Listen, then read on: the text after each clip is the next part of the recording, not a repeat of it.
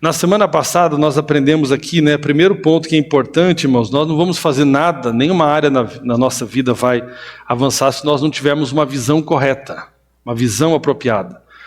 Infelizmente, muitos têm uma visão sobre sua própria vida natural, não entenderam ainda a visão espiritual. Por que eu existo?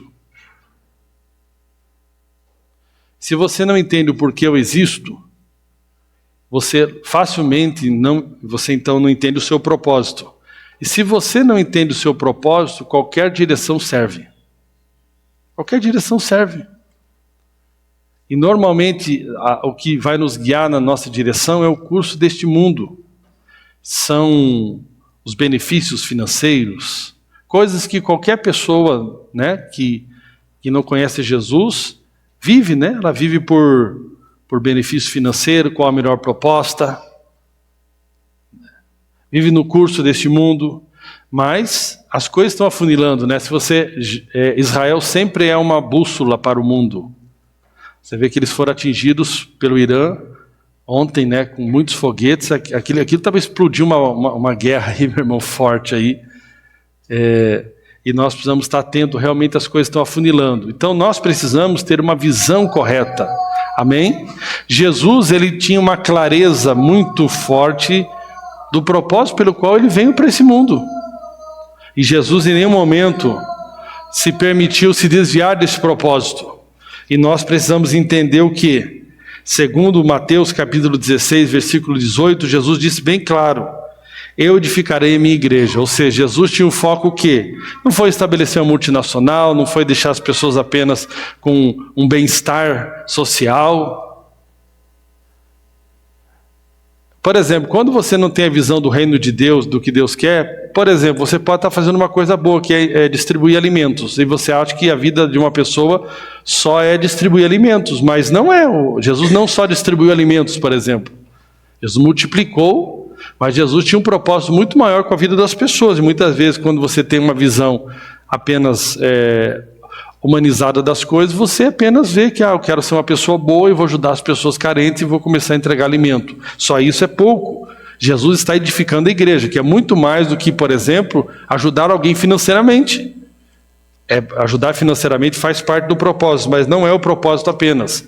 E a igreja, nós falamos semana passada, não é uma instituição apenas, né? Por mais que, à medida que uma comunidade local, nós temos que entender que a igreja é a junção de todos os crentes de todas as épocas. Isso é igreja, não importa a placa. Mas Deus, no próprio Novo Testamento, você vai observar que as igrejas eram divididas por cidades, as cartas eram enviadas para as cidades. E nessas cidades existiam os presbíteros que lideravam a igreja. Então, por mais que a igreja seja a junção de todos os crentes de todas as épocas, e a igreja atual é todos os crentes vivos, independente vou falar aqui placa para depois usar a terminologia que eu acho mais correta, que é a igreja local. Então, independente da comunidade local que a pessoa esteja envolvida, a igreja é muito mais que sua comunidade local. Mas é evidente, quando nós olhamos o Novo Testamento, nós percebemos que o agir de Deus se dá pelas igrejas locais. Muitos talentos descoordenados não geram muita coisa.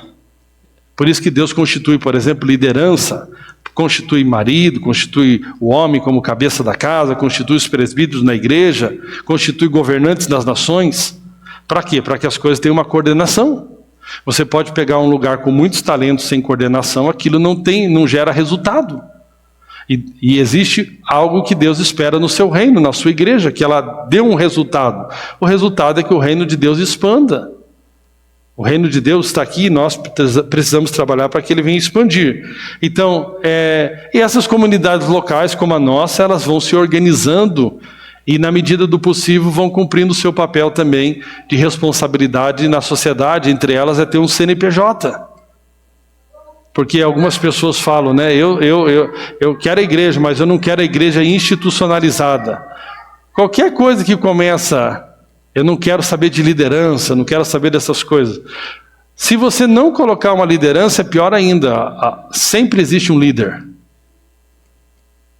Sempre existe, todo lugar tem um líder. Se você colocar 3 crianças, alguém vai começar a liderar. A liderança é uma coisa normal. Evidentemente que na Bíblia ela constitui princípios para se constituir liderança. Então, se eu digo aqui, irmãos, aqui nós não temos liderança, alguém vai começar a liderar. Alguém vai começar a liderar. Por quê? Porque as coisas funcionam e se organizam através de lideranças. O que nós precisamos é lideranças cada vez mais segundo o princípio de Jesus. Mas não é tirar liderança. Então, existem movimentos, né, que são contra a liderança, são contra a igreja local, né, são contra, por exemplo, ter um local para se reunir. Mas eu pergunto para você, o número de pessoas que nós já estamos aqui, já na minha casa não cabe, não sei se cabe na sua. Então, por que nós precisamos? Porque nós precisamos nos organizar à medida que a família vai avançando.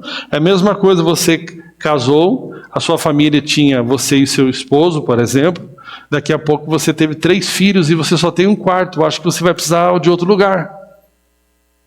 À medida também, depois que os filhos vão casando, dá para diminuir também, porque vai sobrando os quartos. Ou seja, a família vai trabalhando na dinâmica, a estrutura vai cooperando para a família. Então, não é a família para a estrutura, né? A estrutura para a família. A estrutura serve para servir a família.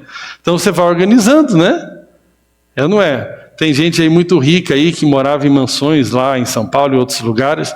Daqui a pouco a pessoa está lá, só a pessoa, o cachorrinho, que ela nem encontra mais, porque a casa é muito grande, não encontra nem o cachorrinho.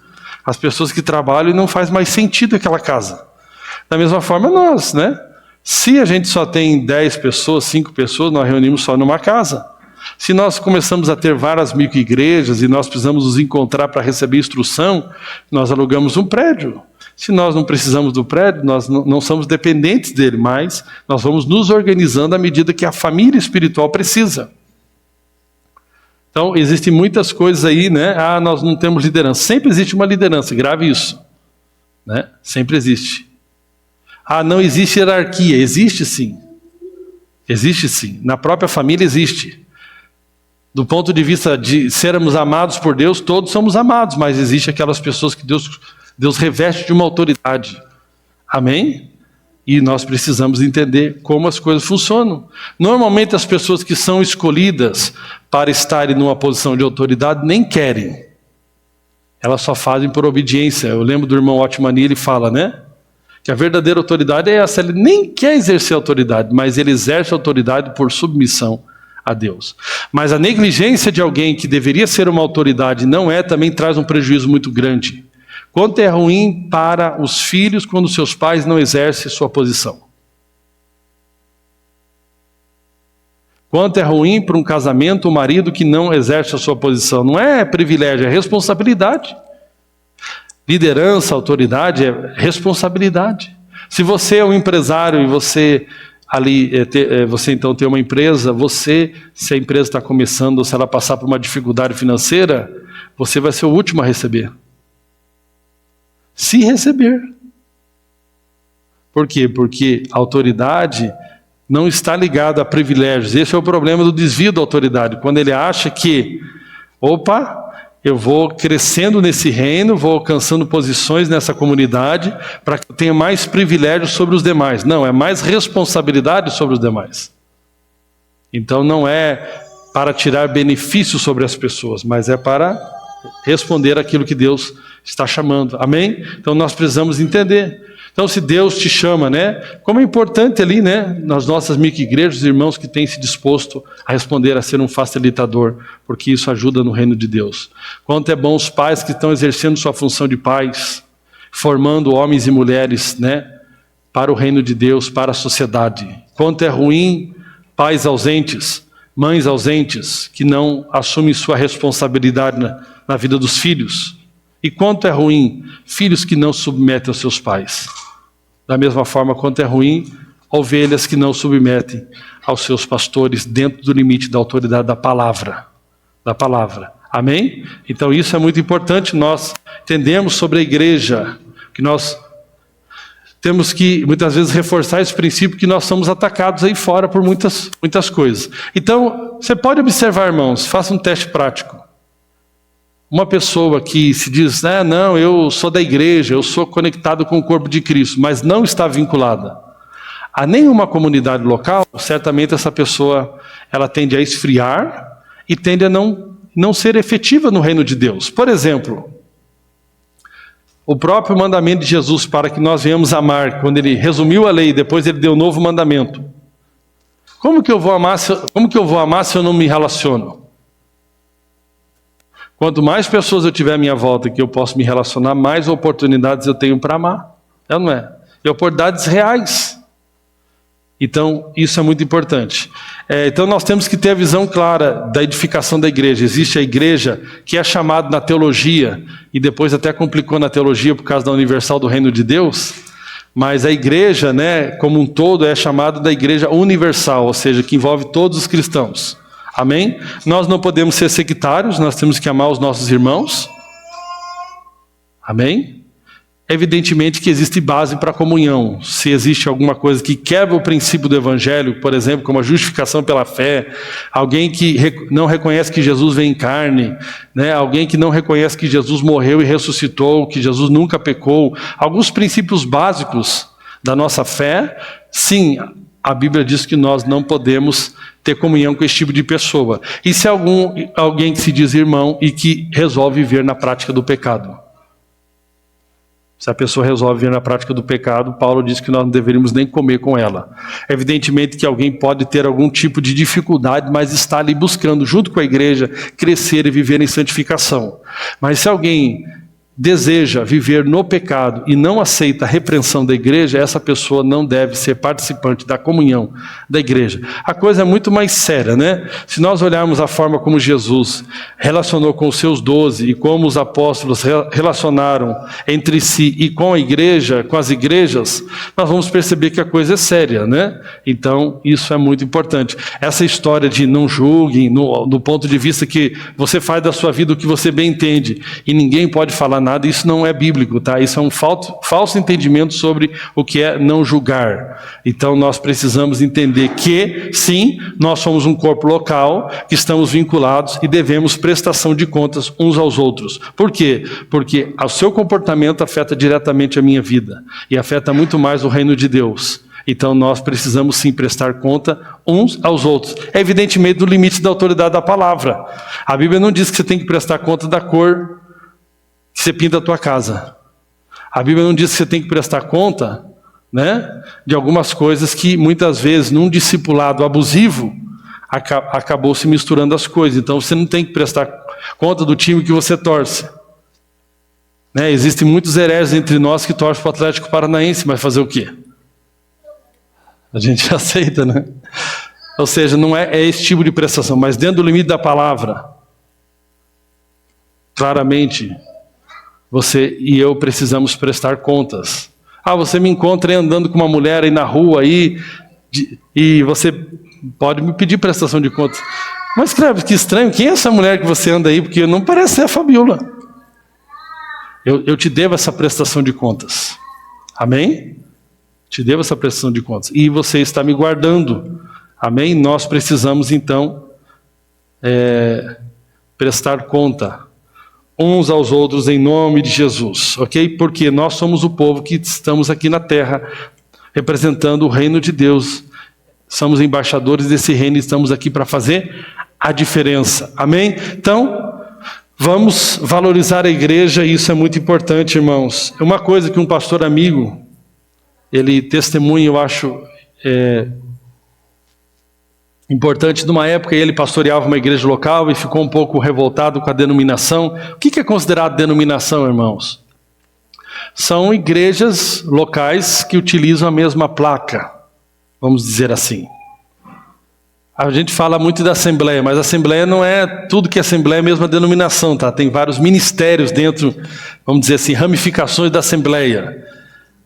Denominações é isso, né? Aquelas que têm o mesmo nome estão ligadas a uma mesma diretoria, vamos dizer assim, uma mesma corpo de liderança.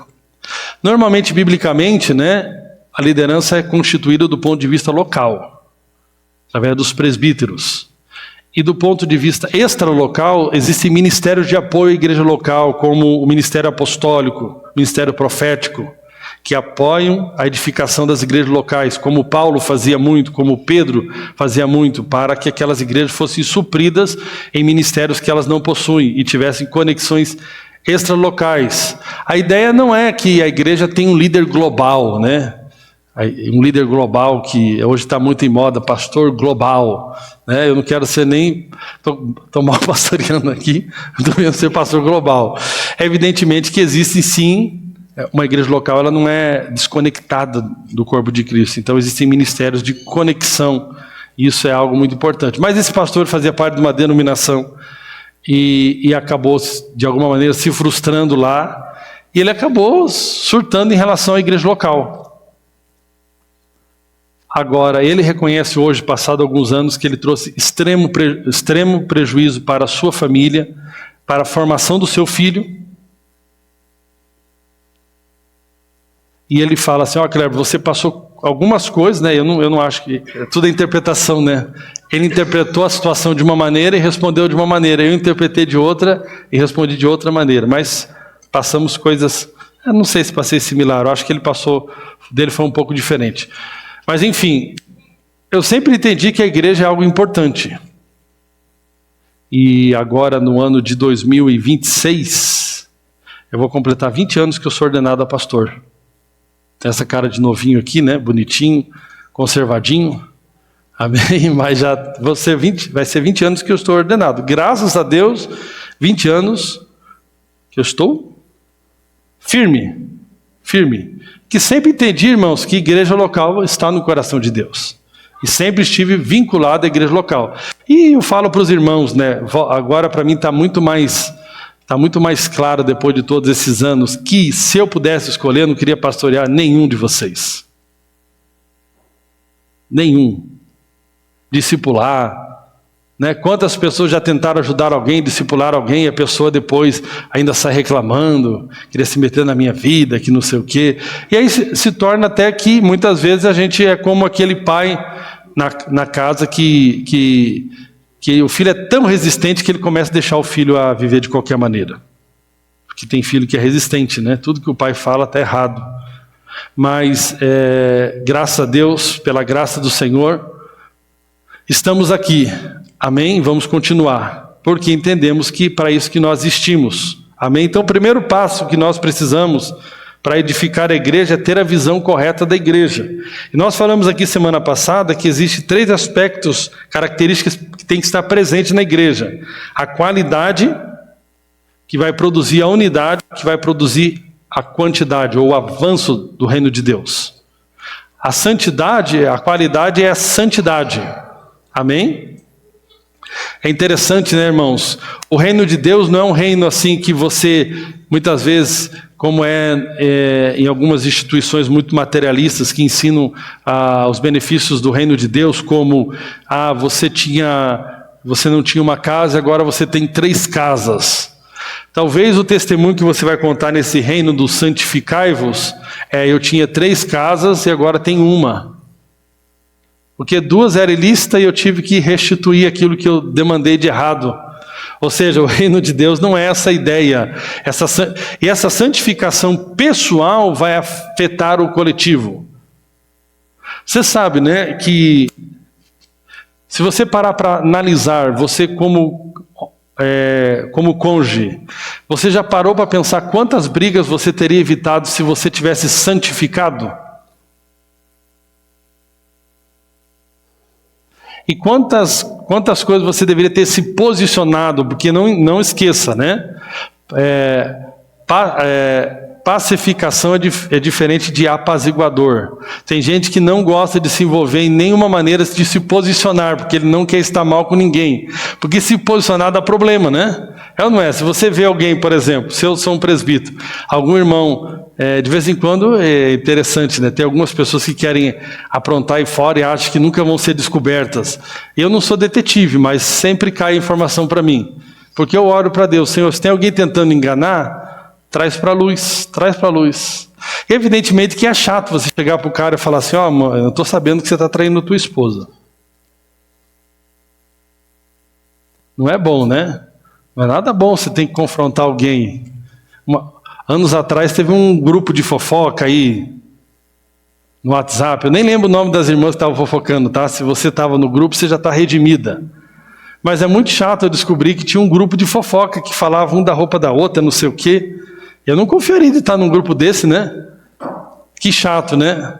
eu tive que reunir essas irmãs para ajustar com elas. Não é chato, né? Eu tenho que reunir para cuidar da fofoca da mulher dos outros. O que eu fiz? Chamei todos os maridos, coloquei numa roda com as esposas e falei: amados queridos, suas esposas fofocam. Ou seja, tive que resolver a situação. É ruim. Agora, passando os anos, irmãos, eu fico feliz. Evidentemente cometi falhas. Nenhuma foi maquiavélica no sentido eu quero cometer essa falha mesmo. Mas evidentemente que todos que estão numa posição de liderança cometem falhas. Você como pai já cometeu falha com seus filhos, né?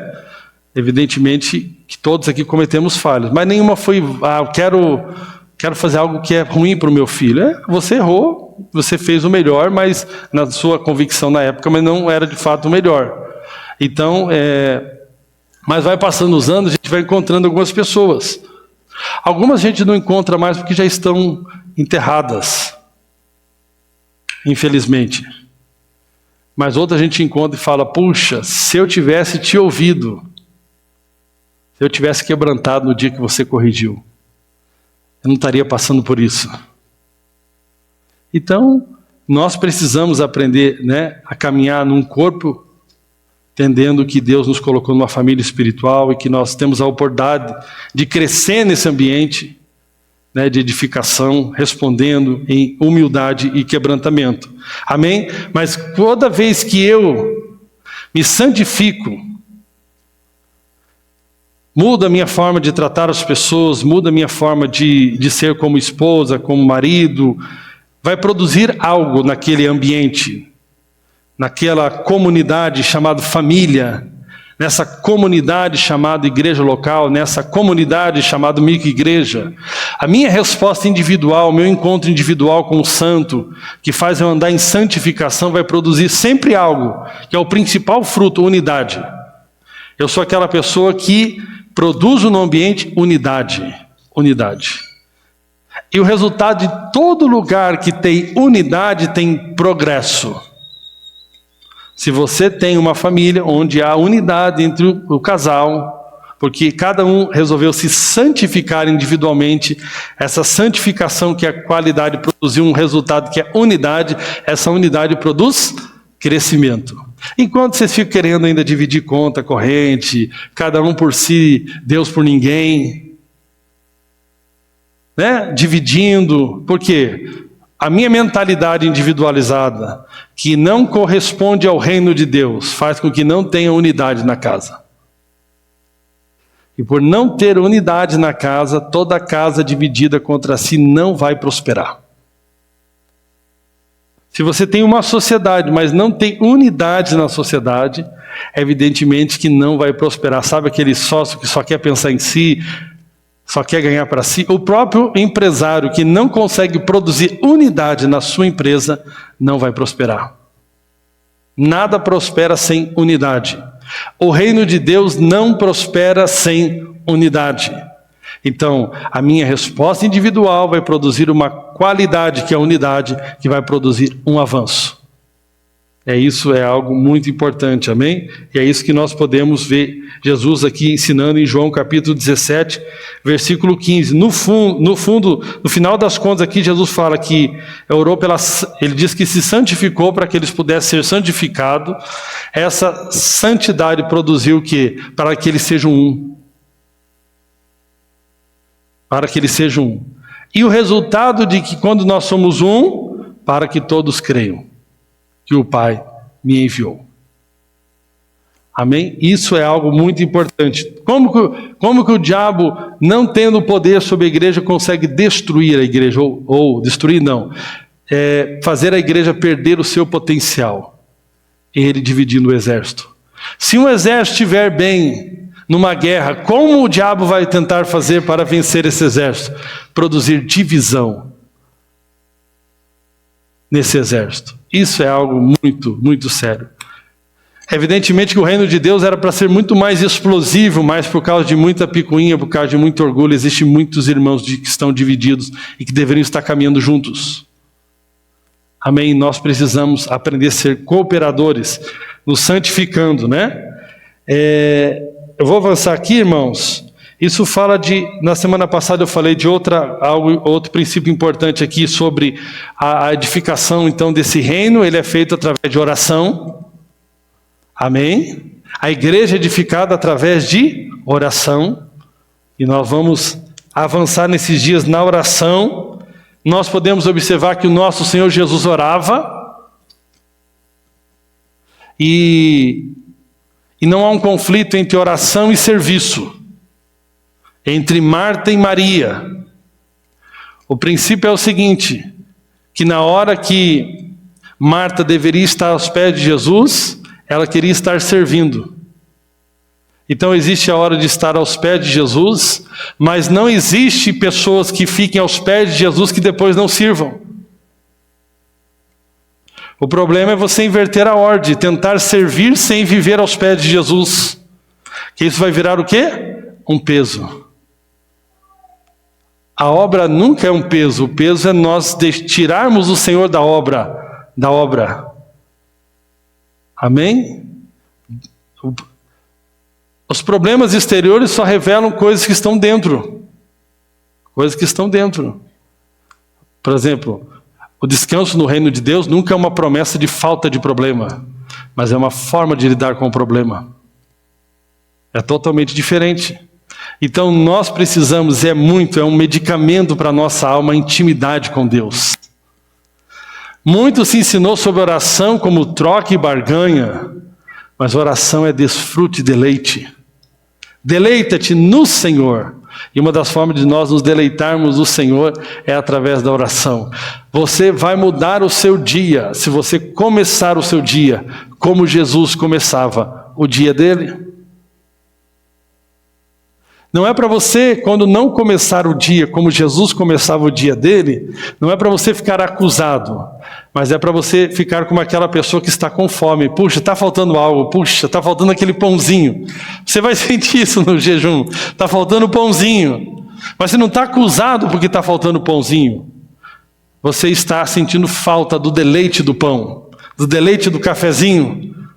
É ou não é? Da mesma forma, nós precisamos tornar a nossa oração algo tão prazeroso que nós sentimos falta. Você sabe que algo naquele dia está fazendo falta.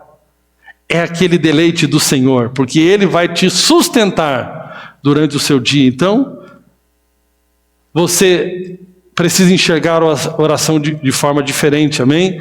A oração também não é um momento só de você falar, é um momento de você ter comunhão, de ouvir também a voz do seu Senhor, desfrutar dele, abraçar ele, falar: Senhor, temos que enfrentar isso aqui hoje, Senhor, mas eu já estou colocando em tuas mãos esse desafio que eu estou passando no meu casamento, estou passando na minha família, estou passando no meu trabalho, e você vai se deleitar no Senhor, amém? Então, mas na edificação desse reino de Deus, nós precisamos entender essa importância de todos nós nos deleitarmos no Senhor na oração, amém? A oração não é algo que Deus precise que você ore, mas você e eu precisamos desse deleite, desse descanso, dessa comunhão, dessa direção para o nosso dia.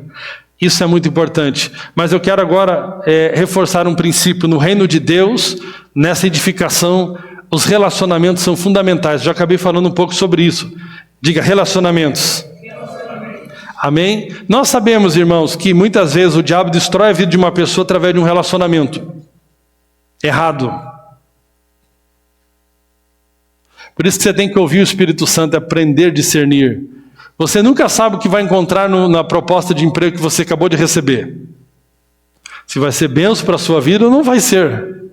Mas o Espírito Santo já sabe. Por isso que muitas vezes, se você é guiado pelo natural e apenas pela proposta financeira, aquela proposta pode ser um meio de destruição. Porque lá você talvez vai se deparar com alguém que não vai ser nada bom para a sua vida. Agora, relacionamentos no reino de Deus, nada se faz sem relacionamentos profundos. Semana passada eu falei isso. Não abra mão das amizades que Deus te deu, dos relacionamentos importantes que Deus te deu. É ou não é? Vai, persevere. Eu estava vendo ontem no Facebook ali, acabou aqueles grupos de comércio, tal, de segmentos, e um grupo ali para varejo, supermercado, e a maioria falando que estava ruim, que estava desanimado com a loja, né? Aí apareceu um comentário no meio lá: poxa, eu estava desanimado, graças a Deus o meu irmão não desistiu, porque por mim nós já teríamos desistido na época, mas hoje a gente está muito bem. Ou seja, muitas vezes nós abrimos mão de alguma coisa no momento de crise, mas isso não é nada bom. Relacionamento, então, amizades, irmãos que Deus tem nos dado, nós precisamos buscar preservar esses relacionamentos. Eu lembro que anos atrás, uma irmã preciosa, a gente estava se dando tão bem na vida da igreja, mas por uma opção de um rapaz que não quis relacionar mais com a filha dela, ela acabou saindo da igreja. Eu falei para ela: mas eu não tenho culpa, é ele que não quer relacionar mais com ela. E outra coisa, eles não são casados, eu não posso considerar uma escolha de jovens como se fosse um divórcio. Chegar para o jovem: não, você tem que ficar com ela. Não, ele tem a opção de não ficar com ela, e ele não quis ficar com ela. Ah, mas o jovem já estava olhando para outra. Quem nunca foi jovem, nunca fez isso, né? Tirando eu, que eu nunca fiz isso. Amém? Ou seja, nós temos que tratar jovem como jovem, ensinando eles a amadurecer. Agora a irmã queria que eu exigisse do jovem: vai ficar com a filha dela. Poxa, não posso fazer isso. Eu falei: eles já estavam se relacionando para se conhecer. Parece que não gostaram ele não gostou do que conheceu. Eu não tenho. Não, mas a culpa foi minha. Ou seja, muito ruim, uma amizade que talvez poderia ter contribuído muito, eu na vida dela, como já estava contribuindo, e vice-versa. Mas por quê? Porque não soube resolver um problema. Muitas pessoas gostam do cristianismo superficial. O que eu considero o cristianismo superficial? É aquele que você vem no domingo, principalmente quando a comunidade é muito grande, você assiste um culto, o pastor te dá uma boa motivação, uma boa palavra de motivação, é o culto profético. A tua vida vai virar, você vai arrebentar. É ou não é? Você sai daqui, de preferência, quando está perto de encerrar, você já vai embora, porque você não quer ter relacionamento. Mas isso não é ser igreja, não foi isso que Jesus está edificando. Edificar a igreja é edificar um corpo, é edificar relacionamentos profundos. Profundos. Você vê, esse relacionamento que nós temos aqui com a IBS, né, de alugar o mesmo prédio, os pastores ficam super assustados. Já perguntaram para mim, já perguntaram para o pastor Vieira: mas como que vocês conseguem? A resposta foi o seguinte: se nós não conseguimos se entender, dois irmãos, duas comunidades, dois presbitérios, como que nós vamos morar junto a eternidade? Imagine. Puxa, eu encontrei o pastor Vieira de novo. Dinheiro pouco, eu tenho muito. Vem aqui, Krebs, eu vou fazer um lanche para você. Ou seja, você está entendendo? É o dia a dia da vida que nós precisamos aprender a aplicar o reino de Deus, essa vida de quebrantamento. E sabe o que é importante, irmãos? Deus tem falado muito comigo isso. Existe uma base dos relacionamentos, e a base é Jesus. A base é Jesus dos relacionamentos. E um texto aqui muito importante é de Filipenses capítulo 2. Completai a minha alegria, de modo que penseis a mesma coisa. Para pensar a mesma coisa, tem que estar conectado a um cabeça. Você sabe, eu estava conversando com uma pessoa ontem, o problema não é a pombagira, pessoal. A pombagira é simples. A pombagira, você expulsa, ela já grita, faz um barulho, dá um ibope para o pregador. Qual é o teu nome? Sou pombagira. O que você quer fazer? Quero destruir. Eu vou levar ele torcer pro coxa. Ele vai ficar triste todos os anos. Ou seja, isso aí é mais fácil. O problema são as mentalidades demoníacas que estão formatando a nossa forma de viver. Esse aí, se você fizer um encontro com Deus no batel, normalmente não vai cair ninguém. De homem, então, por que cai mais demônio e mulher do que homem? Uma teoria, porque elas são mais amarguradas. Isso eu concordo. Outra é porque homem, normalmente, dele está na mentalidade. É o sofisma. E sofisminha não sai assim tão fácil assim, né? Sai em nome das mulheres, normalmente não, dos homens hoje também, né? Tá meio estranho. Mas das mulheres normalmente é amargura. Dá uma brecha por causa da amargura, aí cai umas pombagiras de um lado, os pombagiras do outro, os pombagiros, né?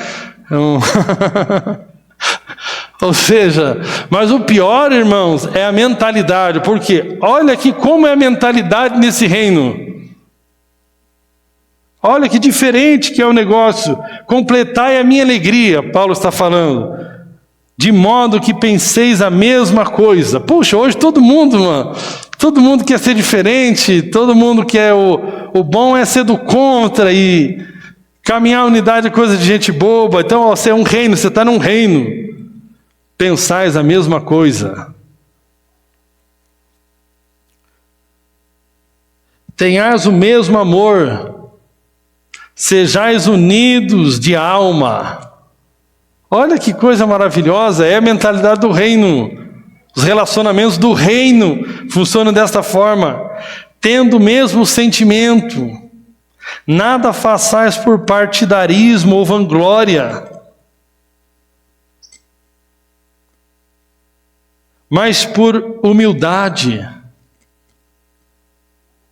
Considerando cada um os outros superiores a si mesmo. Poxa, você já parou para pensar, poxa, eu vou perder com esse relacionamento. Se eu perder esse relacionamento, eu que vou perder. Eu vou perder nada. A pessoa, você já pensou o que você vai perder de não caminhar mais comigo? Vou deixar de passar raiva. Né? O casamento não tem cônjuge que está nessa mentalidade? Tem casamento que funciona assim, tem época que um está por cima, o outro está implorando para ficar no casamento, aí o outro está por cima, pois agora eu que não quero mais. Na outra época, aí o outro mudou aqui, ele falou, eu não quero mais, aí o outro fala, ixi, a brincadeira não deu certo. Aí o outro fala, não, mas eu quero você agora, mas agora eu que não quero mais, o outro vai conquistar o outro. Pô, só nós que perdemos com orgulho, querido. Ninguém perde mais do que nós mesmos com o nosso orgulho. Nada por vanglória, mas por humildade. Não tenha cada um em vista o que é propriamente seu, senão também cada um qual é dos outros. Tende em vós o mesmo sentimento que houve também em Cristo Jesus, pois ele, subsistindo em forma de Deus, não julgou como usurpação o ser igual a Deus. Antes, a si mesmo se esvaziou, assumindo a forma de servo, tornando-se em semelhança de homens, e reconhecido em figura humana, a si mesmo se humilhou, tornando-se obediente até a morte, e morte de cruz. Aqui nós vemos algumas atitudes que Jesus tinha. Ele tinha atitude de unidade. Aqui o texto no versículo 2 fala, seja unido de alma. Atitude de unidade, seja unido de alma. Atitude de humildade, considere o outro maior. Atitude de submissão, sendo Deus não usurpou o ser igual a Deus. Sabe aquela pessoa que tem atitude de submissão? Tem gente que não submete a nada. Não vai dar certo o relacionamento com você. Não vai dar certo. Não é por talento que se faz o reino de Deus. Porque o Espírito Santo é o talento de Deus dentro de nós. O que vale é esses princípios do nosso coração. Atitude de servo, não de senhora, né? Assumiu a forma de servo. Atitude de amor sacrificial e não de egoísmo. Então isso são princípios que não podem faltar nos relacionamentos. Nós precisamos ter relacionamentos profundos. Amém? Isso é muito importante. Agora, qual que é a estratégia de edificação de Deus? O corpo, diga corpo. Amém? Não é um indivíduo só. Às vezes parece que os presbíteros têm mais proeminência no corpo, porque aparecem publicamente mais. Mas a estratégia de Deus não é edificar através de uma pessoa. É através do corpo. Quem é o cabeça do corpo? Cristo. E o que ele está fazendo? Edificando esse corpo. Está lá bem claro em Efésios capítulo 4. Até que todos alcancemos a estatura do varão perfeito. O corpo está sendo edificado. Para edificar esse corpo, o próprio corpo edifica o corpo vinculados ao cabeça. Então não tem como nós crescermos nessa edificação se isolando, não reconhecendo o corpo. Nós crescemos quando nós reconhecemos uns aos outros. E reconhecemos a importância, amém, de cada um. Isso é muito importante, amém, irmãos? A estratégia para a edificação do corpo é o corpo. Nesse corpo existem funções diferentes, existem os apóstolos, existem os profetas, os evangelistas, os pastores, os mestres, com vista ao quê? A edificação desse corpo. Para quê? Para que cada um edifique o seu ministério. Ou seja, cada um aqui é um trabalhador nesse corpo, que deve submeter aos treinamentos desse corpo e ao cabeça que é Cristo. Então isso é muito importante, amém? Que nós possamos cada dia mais funcionar como corpo, cada um assumindo a sua responsabilidade. E o objetivo final de tudo isso? Ação que produz multiplicação. Irmãos, por um tempo nós falamos muito de multiplicação, de crescimento, de almas, de números. Deixa eu falar algo para você. Nós precisamos entender que continua existindo no reino de Deus, tem que continuar existindo no nosso coração algo que existe no reino de Deus, é o desejo de ver o reino avançando. Nós não podemos querer usar ferramentas humanas no aspecto de coisas que não é vontade de Deus, mas uma igreja que perde essa missão, esse desejo de ganhar almas, de fazer discípulos, ela está com um problema grave, porque está muito claro isso. No final, o santificai-vos não é apenas para que você fique uma pessoa bonitinha que paga bem as suas contas só. Porque o santificai-vos é muito mais do que isso. E esse santificai vai produzir unidade, e essa unidade vai fazer com que o mundo creia. E se o mundo crê, está se convertendo.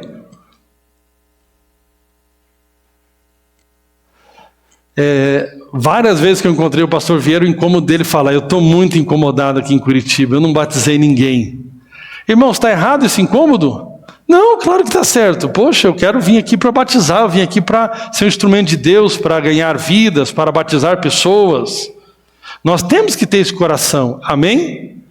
E nós temos que ser pessoas que têm uma fé que se manifesta em boas obras, uma fé que tem atitude, uma fé que se manifesta em expressarmos Jesus. Então Jesus, ele é para nós o modelo, amém?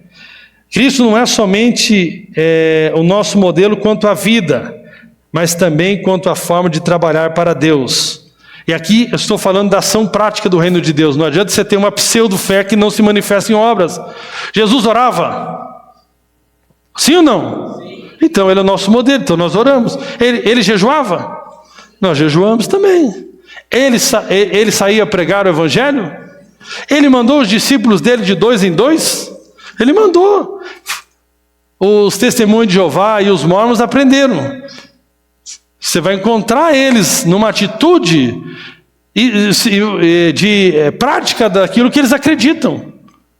E nós muitas vezes passamos anos e anos e nunca evangelizamos ninguém.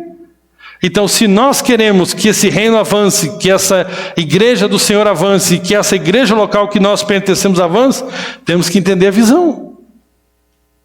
A visão é edificar a igreja. Temos que entender que não pode faltar a oração. Amém? É o combustível.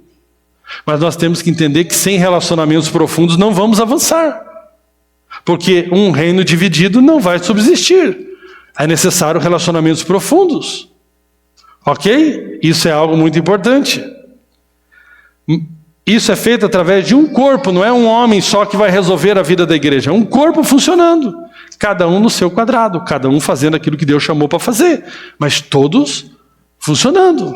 E por fim, nós precisamos ter ações práticas nesse reino, amém? Seguindo o exemplo de Jesus. Isso vai produzir o que nesse reino? Multiplicação. Avanço do reino. Novas vidas chegando, pessoas sendo transformadas, famílias sendo transformadas, famílias mudando, pessoas entendendo esses valores que eu te falei aqui hoje. Amém? Isso é muito importante. para a glória de Deus. Vamos edificar a igreja, amém? Vamos cooperar, né? Alguns pegam o texto, Jesus disse que ele edificaria a igreja, nós não temos que edificar nada. Não, mas ele chamou, Paulo falou, eu sou cooperador de Cristo. Se eu sou cooperador, eu estou cooperando naquilo que ele está fazendo. Irmão, você pode morrer na sua vida e não ter muito dinheiro. Você pode morrer e não ter muita propriedade, você pode não ter roupa de grife, mas você não pode deixar de edificar a igreja. Amém? Não deixe de edificar a igreja, porque a igreja é o projeto de Deus. É a igreja que vai continuar existindo na eternidade.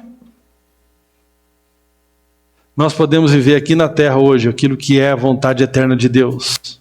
Amém? Existem dois princípios muito importantes, né? Deus nos criou conforme a sua imagem. A imagem individual que Deus está restaurando em nós nascemos de novo, nós temos a perfeição de Deus no nosso espírito. Amém? Diga, meu espírito está pronto. Então quando fala que eu sou nova criação, estou falando no meu espírito. Agora eu tenho uma alma que está em transformação, que ela é composta de mente, vontade e emoções. Amém?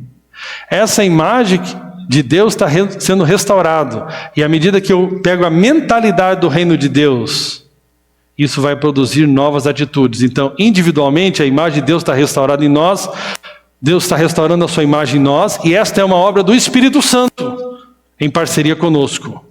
E quando eu individualmente começo a ter essa restauração na minha vida, isso vai produzir o quê? Uma restauração coletiva. Por quê? Outro aspecto da imagem de Deus é o relacionamento do Pai, do Filho e do Espírito Santo, que é a primeira comunidade que existiu, que é o modelo para nós. É quando nós somos muitos, mas somos um. E quando nós podemos expressar essa imagem coletiva de Deus? Quando nós experimentamos a nossa transformação individual, porque ela vai afetar a nossa forma de se relacionar. Volto a dizer, talvez você ache que o problema de relacionamento é sempre dos outros, mas o problema do relacionamento é a falta do santificai-vos.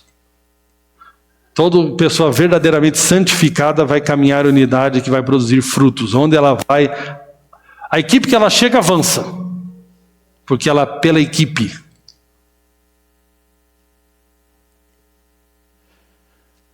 Eu prefiro muito mais alguém que é pela equipe do que alguém que é um super cara, uma super pessoa. Ela vai me limitar no meu trabalho, porque ela pode ser brilhante, mas ela tem uma limitação humana. Mas alguém que é pelo time, pela equipe, pelo corpo. Hoje no mundo corporativo, time, né? Nós somos um time.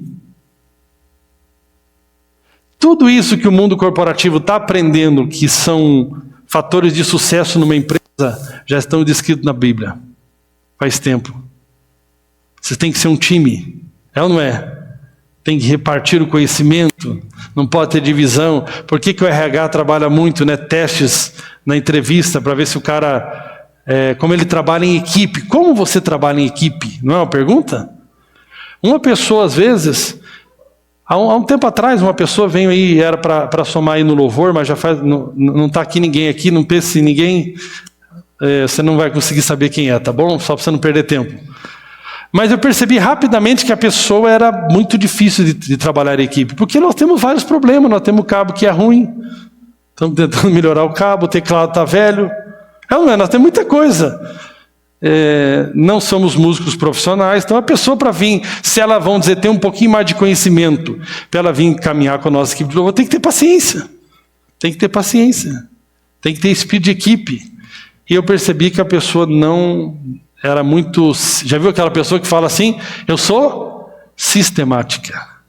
Tem sistematização que é boa, mas tem o excesso, o qual a pessoa pega o ambiente. Se não for do jeito dela, não funciona, isso não dá certo. Na igreja é a mesma coisa. Se não for do meu jeito, não dá. Comigo é assim, é assado. Então viva sozinho numa ilha. Viva você com você mesmo, nem você vai se aguentar.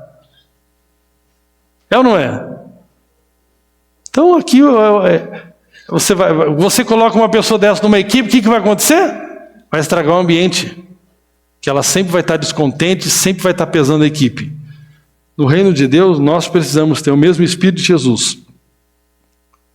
Ou senão nós temos que ser confrontados. E de vez em quando Deus tem que fazer você enxergar que você não é tudo isso que você pensa que é. Eu não esqueço de um irmão que ele vem um dia, ele bateu forte em nós, e no outro dia o irmão bateu forte em horário como se nunca ele tivesse errado em horário na vida. No outro dia, irmãos, ele estava ministrando para nós, e deu horário e ele não chegava. E eu tentava falar com ele, não atendia o telefone. Daqui a pouco ele retornou. Pelo amor de Deus, pastor Cleves, perdi pela primeira vez o horário. Falei, acontece. Acontece. Ou seja, irmãos, sabe a verdadeira santidade? Você vai viver para a glória de Deus, não é para você viver relaxadamente. Mas você sabe que isso foi a graça de Deus. Você não vai chegar assim, eu nunca perdi horário porque eu sou fantástico, né?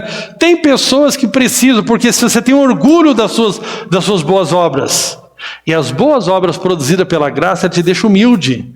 Você fala, irmão, eu te entendo, você tem que mudar nisso aqui, eu já passei por isso. Eu vou te falar como é que eu venci em Cristo. Cristo está no centro. Você fala para ele como você venceu em Cristo. E você não traz a glória para você. Amém?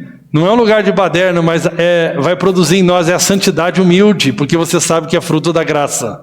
Toda gente que está rotando santidade, é orgulhoso da sua santidade, é orgulhoso do seu caráter, nunca experimentou a graça. Tem uma hora que Deus vai deixar você tombar.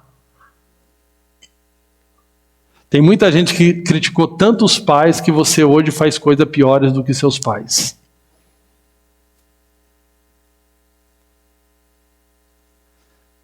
A santidade é humilde, é fruto da graça, amém? Você vai falar, você vai corrigir alguém, mas sabendo, Senhor, irmão, estou te falando aqui. Meu Deus, esses tempos aí, um irmão teve uma atitude muito ruim aí, um pastor amigo, traiu a esposa dele. Eu, em vez de ficar lá tacando pedra nele, eu falei, meu Deus, Senhor, me ajuda, Senhor, me ajuda. Evidentemente, se ele estivesse comigo, ele teria que ser corrigido em amor, firme, sim. Mas você sabe, meu irmão, que se não for a graça de Deus, você já tinha caído antes que ele. Amém? Se coloque de pé.